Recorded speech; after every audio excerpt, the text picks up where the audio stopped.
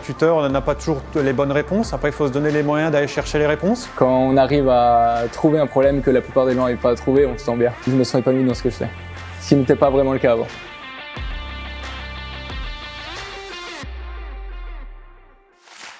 Je m'appelle Frédéric Philippi, je suis technicien service chez BMW. J'effectue du diagnostic sur les véhicules de la marque BMW et Mini. Depuis que je suis sorti du bac pro mécanique auto, j'ai effectué 1 an de formation en alternance à BMW France, au siège social. Pour ma part, j'étais aussi du coup apprenti à l'époque. Et puis aujourd'hui, maintenant je me retrouve à la place du tuteur et puis j'adore être pédagogue, apporter mon expérience à mon binôme, passer le flambeau comme on peut dire. Parce que j'espère pouvoir évoluer encore dans mes fonctions dans l'entreprise. Et donc effectivement, il faut que derrière ça suive pour pouvoir évoluer au mieux avec toutes les technologies qui gravitent dans l'automobile.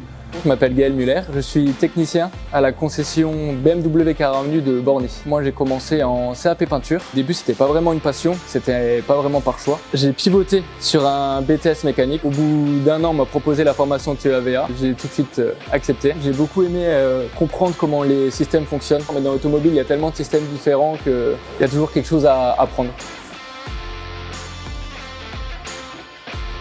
Dans le TEAVA, je considère que l'apprentissage est plus que bénéfique, c'est une obligation. Ça permet un peu de transmettre la flamme.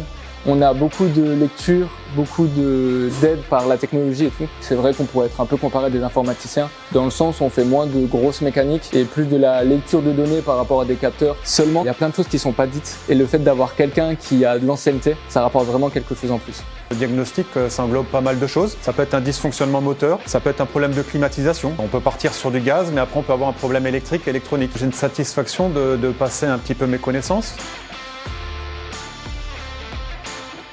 Apprenti, c'est plus mon binôme, on va travailler en complément. Quand il me dit ça c'est fait, donc du coup il n'y a pas besoin de revenir dessus. Donc ça c'est très très important.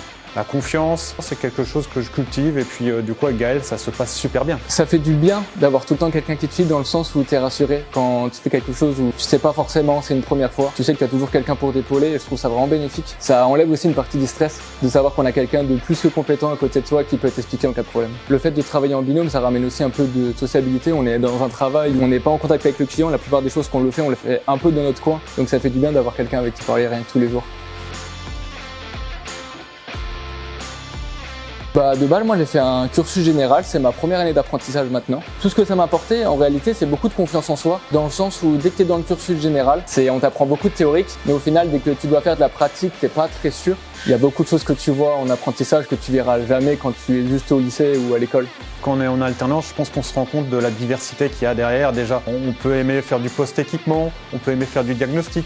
Après, mes collègues de la mécanique qui font que de la mécanique, il y a des gens qui sont faits que pour faire de la mécanique et qui ne veulent pas rester pendant 2 jours sur un diagnostic. Et puis, c'est évolutif. Mon responsable après-vente avait mon poste il y a 12 ans en arrière. Donc, on ne s'ennuie jamais dans l'automobile.